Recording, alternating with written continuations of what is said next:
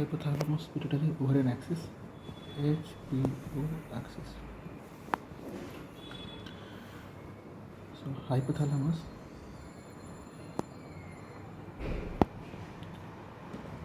is a part of diaphragm at the floor of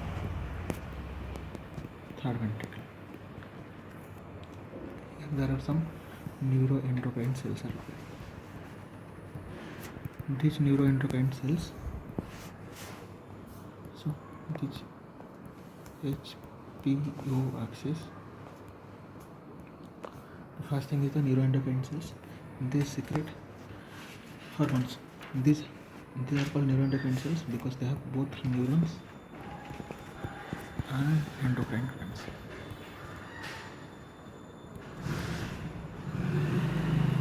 These neurons, they have both neurons and endocrine cells, so they are called neuroendocrine cells. These neuroendocrine cells, they respond to various stimuli. So, and they cause neurosecretions. So the concept is there is neural production and endocrine secretions.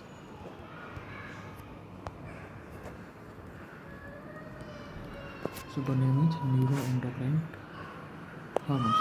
So just like a neuron, so there will be dendron and axon and dendrite.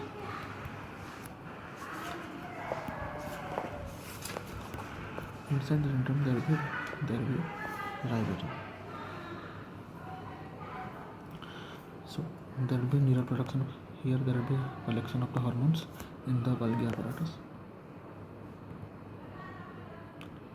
and gradually they are secreted into the blood vessels. So that's called endocrine secretions. They are secreted into the blood vessel, directly to the blood vessel directly. So that is called neuroendocrine cells. So coming to the hypothalamus, pituitary and ovarian axis. So this hypothalamus, they secrete GnRH, gonadotropin releasing hormones. All the releasing hormones, growth hormone releasing hormones, and thyroid releasing hormones, corticotropin releasing hormones. All the releasing hormones are secreted by the hypothalamus. So gonadotropin, coming to the GnRH. GnRH is a decapeptide.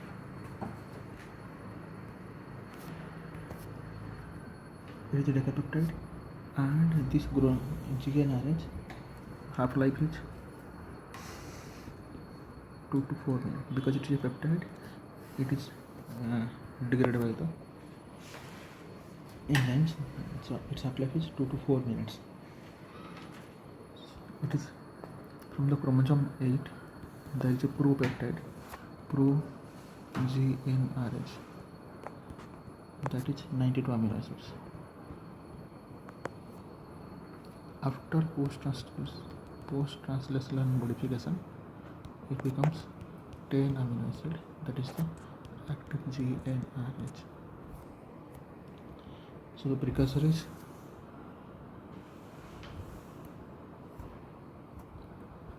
precursor is 92 amino acid, it is a pro-GnRH. After post-translational modification, the GnRH is 10 amino acids. These GnRH hormones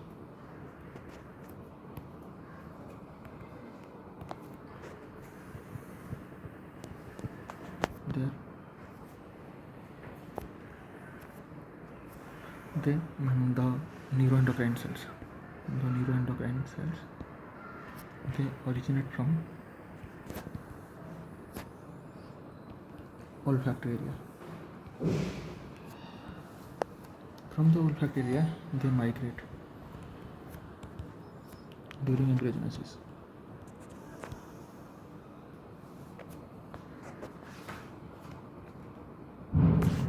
So they migrate towards the along the cranial nerve.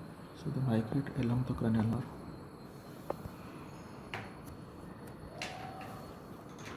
During their migration, so they originate from the olfactory area and they migrate to the brain.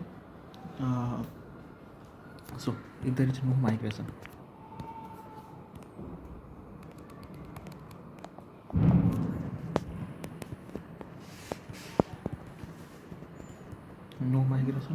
so there will be called as Kalman syndrome. Failure of migram leads to Kalman syndrome. This Kalman syndrome, that means there is absence of GNRH. GNRH production is stopped because there is no neuron and there is defective sense of smell.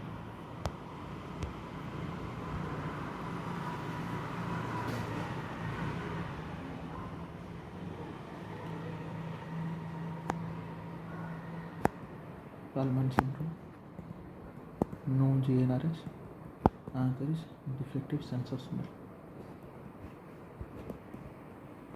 Normally this is X-linked, autosomal dominant and autosomal recessive. Mostly it is more common in male. That suggests it is mainly X-linked, X-linked.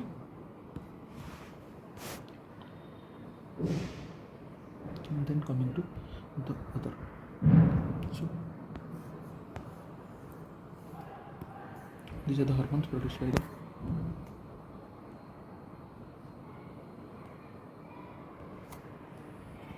growth hormone: GnRH, GHRH, TRH and CRH, followed by then they act on these hormones act on the pituitary to release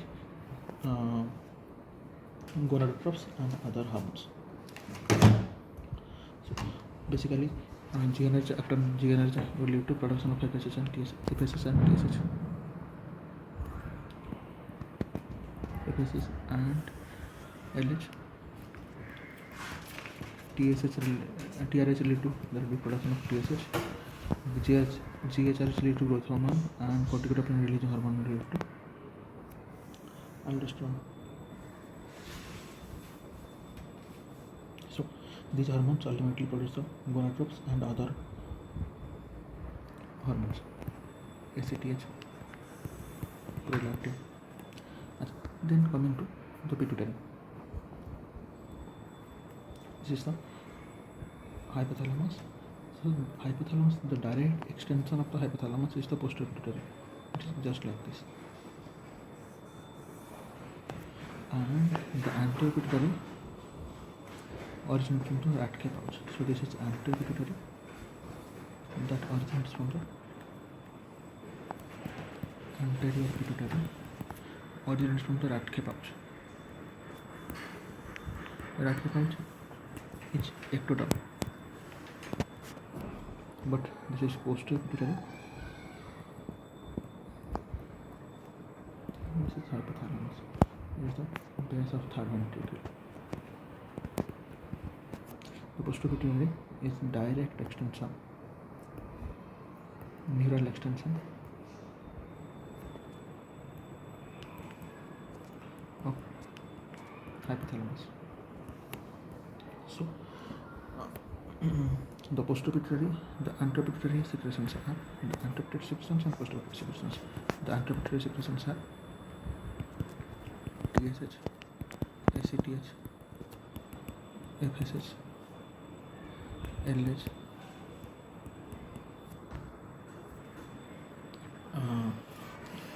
and growth hormone. The posterior pituitary secretions are oxytocin and vasopressin. They're directly secreted from the posterior pituitary. They're actually synthesized in the hypothalamus. These FSH and LH, they act on the end organ. End organ is the ovary to produce estrogen and progesterone. So from the hypothalamus, there is production of the releasing hormones that act on the pituitary antriputary and postpituitary. From the antriputary, there is production of the gonadotropes and other hormones, TSH, ACTH, FSH, LH, and growth hormones. In the postpituitary, it's a direct extension of the hypothalamus. So there is production of oxytocin and vasopressin. That is secreted, not synthesized in the postpituitary. It is secreted. Then coming to the mechanism of hormone secretion.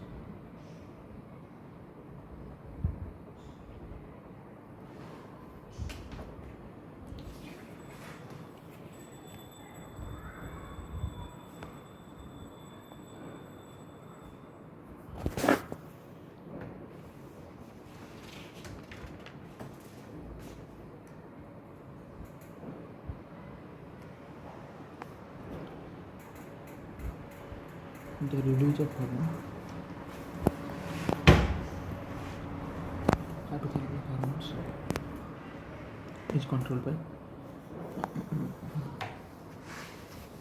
long feedback, short feedback, ultra short feedback, and signal from higher center.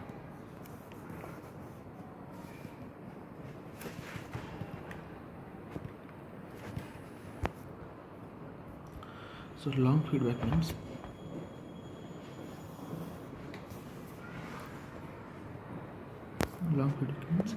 if the feedback effect of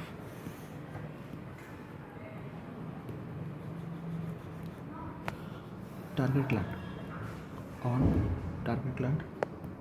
hormone, target gland hormone, that means this is the and ovarian axis. There is production of estrogen and progesterone. If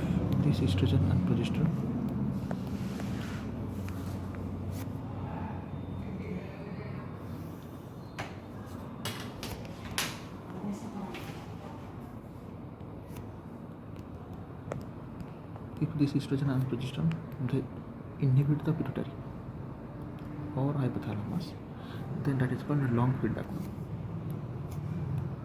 If estrogen and progesterone are inhibiting the hypothalamus or inhibiting the pituitary, that is long feedback loop.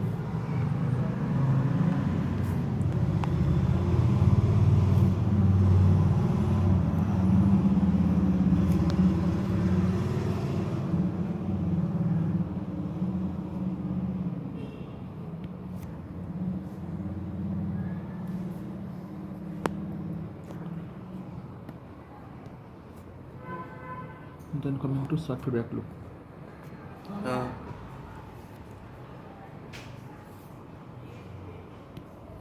In short feedback loop, there is hypothalamus, pituitary, and ovarian axis, leading to estrogen and progesterone ultimately. But in short feedback, there is a negative feedback of the pituitary hormones. The pituitary hormones, they inhibit the hypothalamus. The pituitary hormones, the pituitary hormone, they inhibit the hypothalamus. That is short feedback.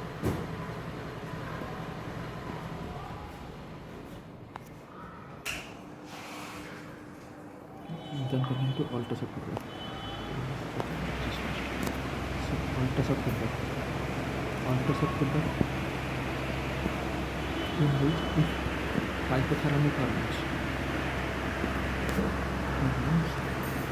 they inhibit its own hormone, own hypothalamic hormones, that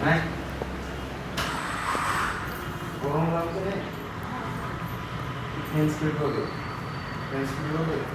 so if the hypothalamus is inhibiting the hypothalamus its own, then it is ultra short feedback mechanism. Then there are some signals from the higher center.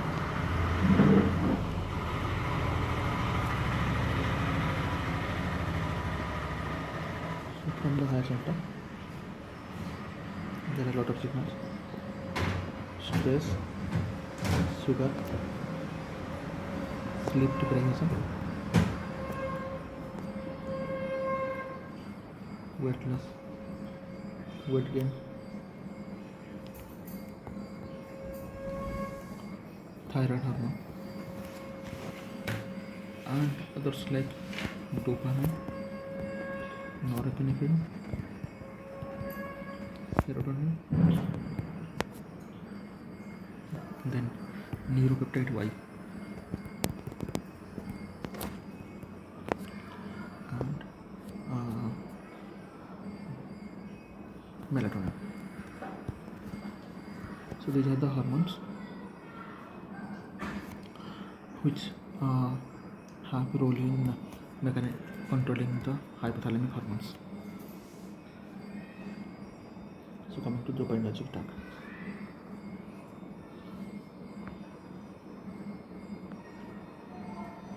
So first is dopamine tract.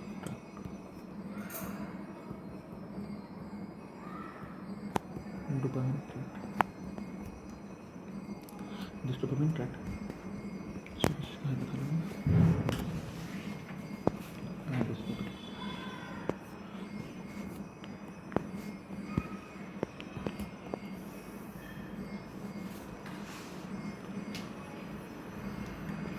so there is dopaminergic neurons which act in the portal system, and this is the postoperative, this is the anteroperative. These dopaminergic neurons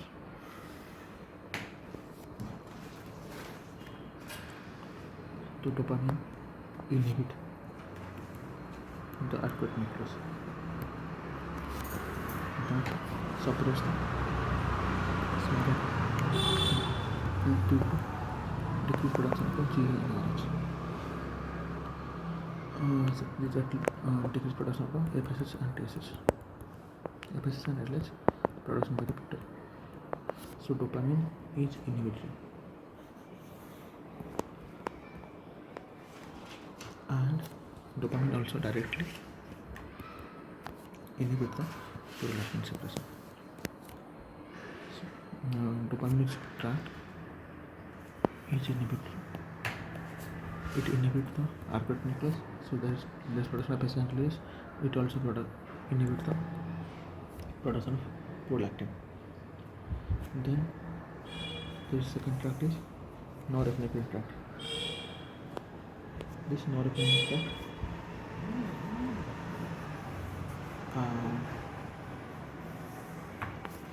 is stimulated. This norepinephrine tract stimulate the production of hormones, that is the gonadal hormones.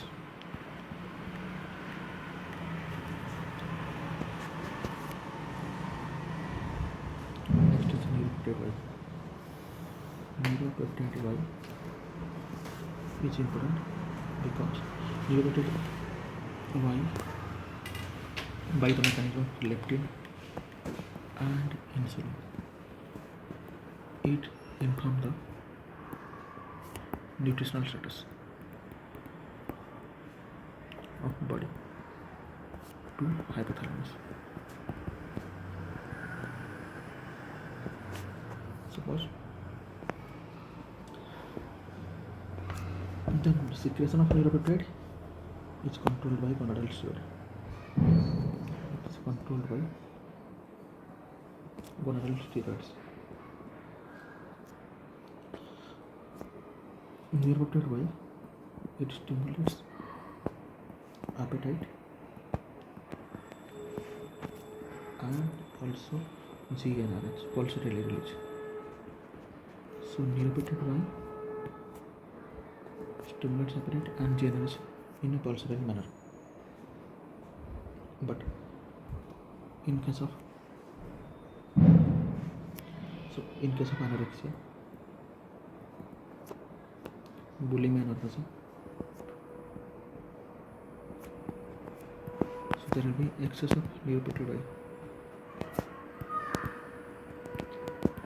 the indication of there is more thirst or more appetite to be increased. So that inhibits the rPT nucleus. That means body is not ready for reproductive function. So there will be, it will inhibit the GnRH.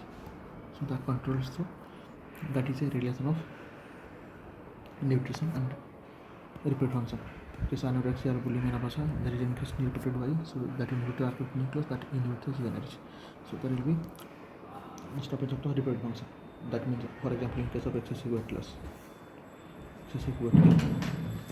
that also has a link with repeated Y. So that will be decreasing GnRH production. So summarizing the whole tracts.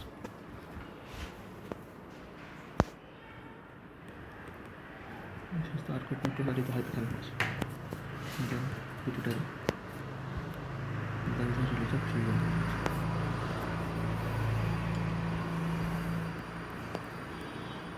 Dopamine is inhibitory, norepinephrine is stimulatory, and serotonin also inhibitory. Is also inhibitory, and dopamine also directly inhibits the pituitary to release prolactin.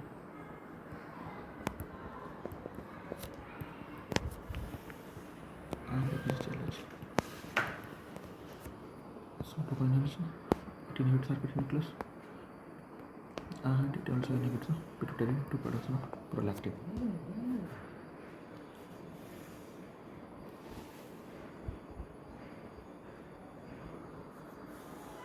So this is all about Hpo Axis and its control, and there are other mechanisms that are also in control of the pituitary. So pituitary is controlled by, there are three mechanisms by which pituitary is controlled. So first is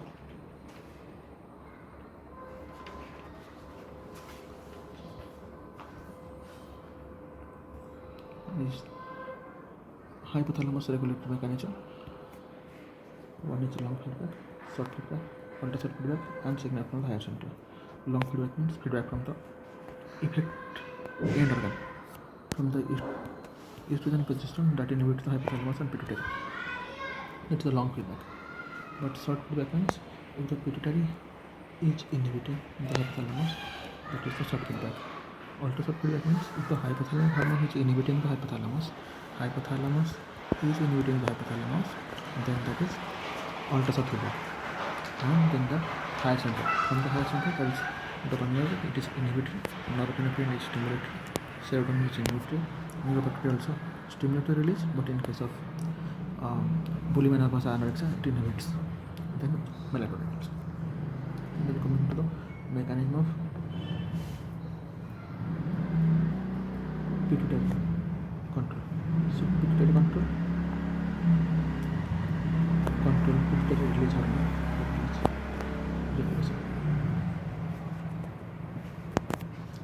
GnRH system. First is hypothalamus, second other hypothalamic peptides,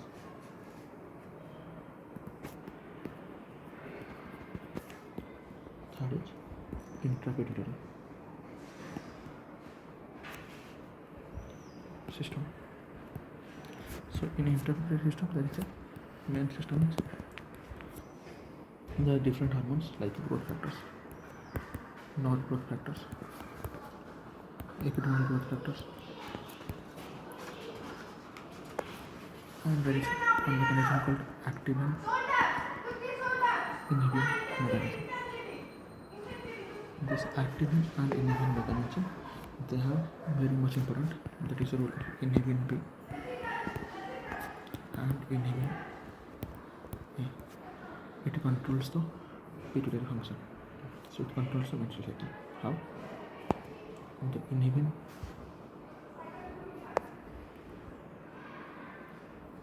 B, there are two types of inhibin. One is inhibin B and inhibin A.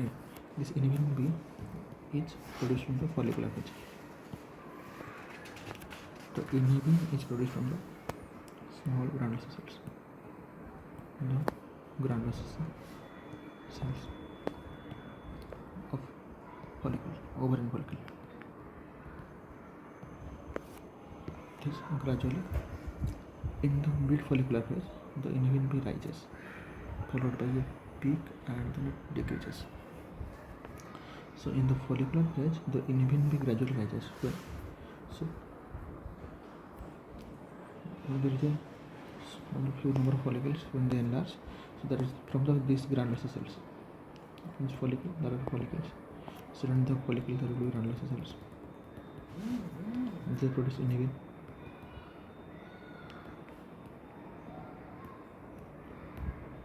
Inhibin B. This inhibin B will inhibit the follicle stimulating hormones. So one thing is that the FSH stimulate the granular cells, follicles,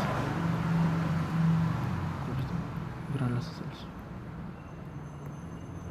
From the granular cells, there is production of inhibin. This inhibin ultimately inhibit the production of FSH. So by this time, gradually FSH, what happens during menstrual cycle? Initially, there is production of the FSH gradually. Initially, FSH increases and then FSH decreases. This decrease in FSH is because of the inhibin. This inhibin decreases the FSH. So there is production of one dominant follicle. Other one dominant follicle is because of this inhibin B. So inhibin B increases, so the rest of the follicles become degraded, and there is function of only one dominant follicle. So the role of inhibin B here is to produce one dominant follicle.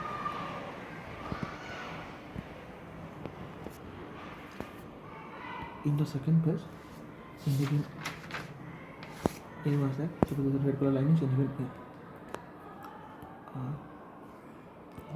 So this green color line is inhibin A.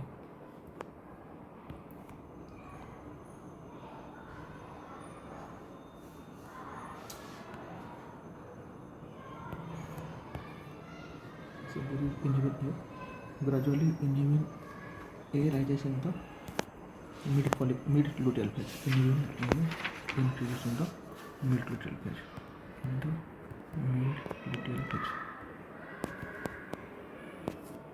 So this is the inhibin A peak.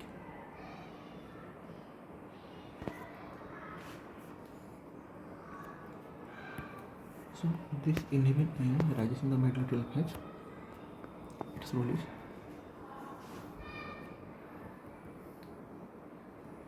inhibin A increases in the mid luteal phase, something around day 22 to day 24. So that inhibits the GNRH production, that ultimately inhibits the FSH. Once FSH is inhibited, it comes to so below level, decreases so low, decrease very much low, that stimulates the GNRH, and that leads to stimulation of the FSH, and there is stimulation of the formation of the initial recruitment, that is some follicle will be recruited. So inhibin A increases. This inhibin A is increase in the mid luteal phase, that will decrease the FSH hormones to a very low level, that will stimulate the GNRH. That means that GNRH will be stimulated and FSH will be stimulated. That is the initial recruitment. So that concept is called as for the next cycle. So that is called luteal follicular shift.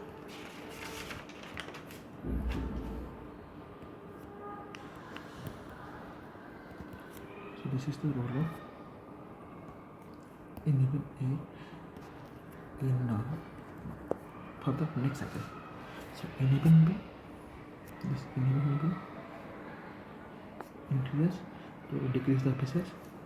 Inhibin B increases, so the phases decreases, there is formation of undominant follicle, other follicles got degraded. But the inhibin B increase in the mitochondrial phase, so there will be around the mitochondrial phase, that is around day 1 or day 2. So there will be mitochondrial phase, so around day 2 to 4, there will be inhibition of the phases, and to decrease the very low level, that stimulates the GRS, and that will stimulate the production of phases for the initial recruitment for the next cycle, that is the luteal follicle shift. That means the luteal phase is shifted to follicular phase for the next cycle. So the menstrual cycle is from the next cycle, preparation starts on day 24 for the initial recruitment of the